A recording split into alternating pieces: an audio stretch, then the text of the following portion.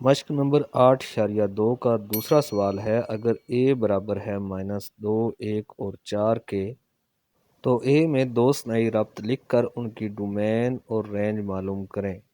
تو سب سے پہلے ہم a کراس a معلوم کریں گے اور اس کے بعد اس کے دو ثنائی ربط R1 اور R2 لکھیں گے، اور R1 کی بھی ڈومین اور رینج معلوم کریں گے اور R2 کی بھی ڈومین اور رینج معلوم کریں گے۔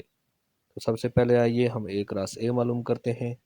تو a کراس a برابر آ جائے گا، پہلے ہم a کا سیٹ لکھیں گے جو کہ -2، 1 اور 4 ہے، پھر کراس کی علامت ڈالیں گے، اس کے بعد پھر a کا سیٹ لکھیں گے -2، 1 اور 4 کے۔ تو سب سے پہلے -2 کو -2 کے ساتھ لکھیں گے، پھر -2 کو 1 کے ساتھ لکھیں گے، پھر -2 کو 4 کے ساتھ لکھیں گے۔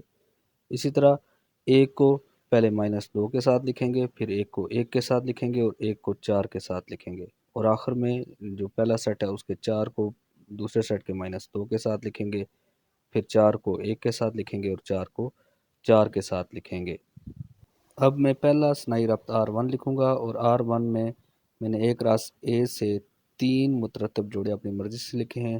پہلا مترتب جوڑا ہے -2، -2، پھر 1، 1 اور 4، 4۔ تو R1 میں 3 مترتب جوڑے آ رہے ہیں۔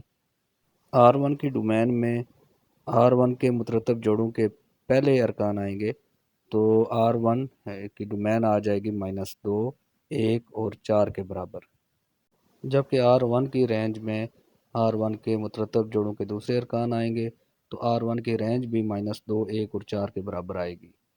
ابھی میں دوسرا ثنائی ربط یا بائنری ریلیشن لکھوں گا جسے میں نے R2 سے ظاہر کیا ہے۔ تو R2 میں صرف ایک ہی مترتب جوڑا لکھا ہے جو کہ -2 اور 4 ہے۔ R2 کی ڈومین میں صرف ایک ہی رکن آئے گا جو کہ -2 ہے، جبکہ R2 کی رینج میں بھی ایک ہی رکن آئے گا جو کہ 4 ہے۔ آج کی ویڈیو میں اتنا ہی۔ اگلی ویڈیو میں مشق نمبر 8.2 کا تیسرا سوال حل کروں گا۔